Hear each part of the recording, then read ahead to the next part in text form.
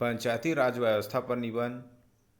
भारतीय लोकतंत्र और पंचायत राज व्यवस्था। भारत की प्राचीन सामाजिक व्यवस्था का आधार पंचायत रही है, तो आधुनिक भारतीय लोकतंत्र का भविष्य भी पंचायत राज ही है। इसलिए ग्रामीण समाज में पंचायत राज व्यवस्था भारतीय समाज के लिए न केवल राजनीतिक और आर्थिक संरचना का मंच है, बल्कि विकेंद्रित विकास की समाज व्यवस्था का यह ताना बाना भी है। इसलिए हमने पंचायती राज को न केवल भारतीय संविधान में प्रारंभ से ही धारा 40 के अंतर्गत स्थान दिया, बल्कि 73वें संविधान संशोधन के द्वारा उसे और मजबूती प्रदान की। किंतु अभी भी हमारी पंचायत राज व्यवस्था इतनी प्रभावी है कि ग्राम सभा का कोरम भी पूरा नहीं हो पाता। इसलिए पंचायत राज व्यवस्था अपने प्रबंधन यथार्थ को लेकर चिंतनीय है। पंचायती राज व्यवस्था, ग्रामीण बसावट और पंचायत। भारत की आधारभूत बसावट गांव केंद्रित है। गांवों की भौगोलिक, सामाजिक, आर्थिक स्थिति को ध्यान में रखकर ही एक राजनीतिक व्यवस्था गठित करने का निश्चय किया गया, जिसको पंचायत राज नाम दिया गया।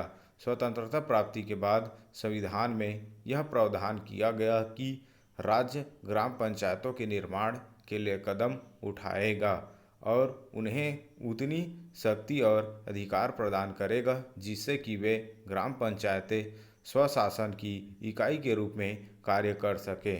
हमारी लोकतांत्रिक व्यवस्था में जिस विकेंद्रीकरण का विचार रखा गया है, उसमें भी ठेठ गांव के स्तर पर जनता का शासन स्वयं जनता द्वारा चलाए जाने की कल्पना है। इसी के फलस्वरूप देश में ग्राम स्तर पर पंचायतें गठित करने का प्रावधान किया गया है। वस्तुतः पंचायतें हमारे राजनीतिक आर्थिक जीवन की बल्कि सामाजिक संरचना की रीढ़ हैं, जिन पर हमें हमारे समग्र विकास का ढांचा विकसित करना है।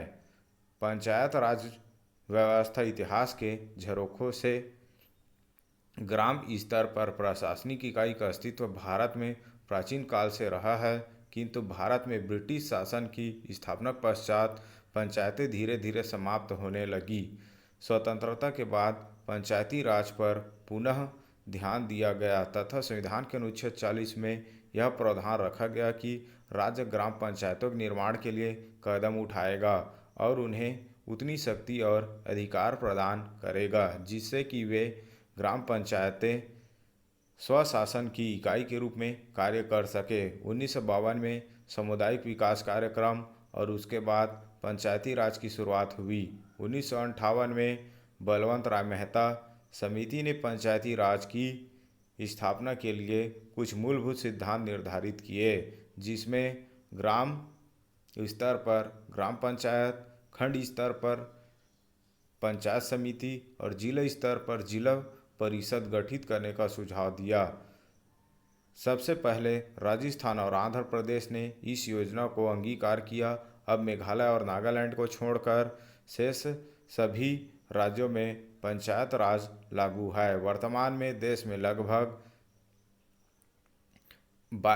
2,20,000 ग्राम पंचायतें, 5,500 पंचायत समितियां और 450 जिला परिषदें हैं। वस्तुतः भारत में पंचायत राज भारतीय लोकतंत्र की अपरिहार्य घटना है, जो पंडित जवाहरलाल नेहरू के शब्दों में भारत के संदर्भ में बहुत कुछ मौलिक और क्रांतिकारी है।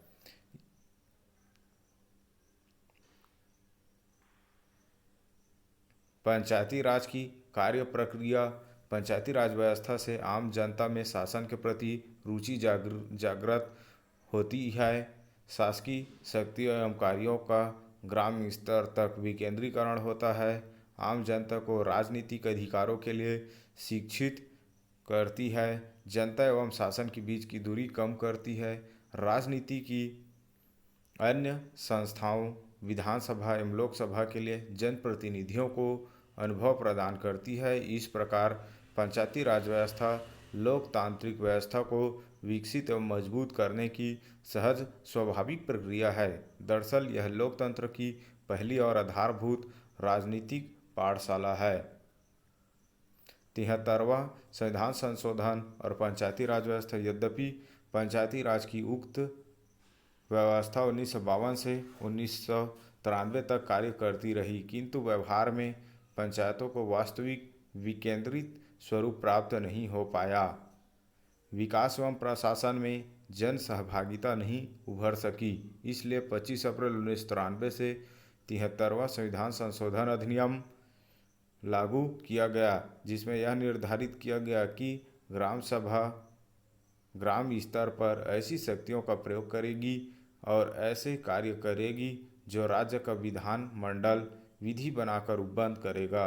20 लाख की जनसंख्या से अधिक के सभी राज्यों में ग्राम, खंड एवं जिले स्तर पर पंचायत राज संस्थाओं का गठन किया जाएगा। प्रत्येक पंचायत क्षेत्र की जनसंख्या के अनुपात में अनुसूचित जातियों एवं अनुसूचित जनजातियों के लिए स्थान आरक्षित रहेंगे। आरक्षित स्थानों में 1/3 स्थान स्त्रियों के लिए रहेंगे। पंचायतों का कार्यकाल 5 वर्ष का होगा। किसी कारण से पंचायत भंग की गई तो 6 माह में चुनाव कराना अनिवार्य होगा। पंचायतों की वित्तीय स्थिति का निरीक्षण करने हेतु वित्त आयोग का गठन किया जाएगा, जो पंचायतों की वित्तीय संसाधनों पर सुझाव देगा। अब पंचायतों के कार्य कृषि विस्तार, भूमि सुधार, जल प्रबंधन, पेयजल, लघु उत्पादन, ईंधन व चारा, पुस्तकालय, समाज कल्याण कार्यक्रम, शिक्षा, स्वास्थ्य, रोजगार आदि की सुविधाएं जुटाना है। भारतीय संविधान में पंचायतों के अधिकारों, दायित्वों और वित्तीय साधनों के प्रावधानों से अब राज्य सरकार द्वारा इनका स्थगन नहीं किया जा सकेगा। पंचायत राज व्यवस्था से ने यद्यपि देश की सामाजिक, आर्थिक, राजनीतिक व्यवस्थाओं में महत्वपूर्ण भूमिका निभाई है और देश को प्रशासनिक विकेंद्रीकरण की ओर अग्रसर किया है। पश्चिम बंगाल एवं कर्नाटक सरकारों ने पंचायत राज को मजबूत बनाने में राजनीतिक इच्छा शक्ति का उदाहरण प्रस्तुत किया है, किंतु फिर भी ग्रामीण जनता द्वारा इन संस्थाओं का सकारात्मक उपयोग बहुत कम किया गया है। यह राजनीतिक दलबंदी का या निष्क्रिय मंचों का ढांचा बनकर रह गई। इसलिए 73वें संविधान संशोधन द्वारा पंचायतों में सहभागिता बढ़ाने का प्रयास किया गया। अब पंचायतों को स्थानीय स्तर पर न केवल ग्राम के समग्र विकास के प्रति उत्तरदायी और स्वतंत्र किया गया है, बल्कि समाज के वंचित वर्ग की अधिक सहभागिता अर्जित कर सहभागी लोकतंत्र की आधारभूत प्रक्रिया को वास्तविक रूप में संचालित करने का प्रयास किया जा रहा है।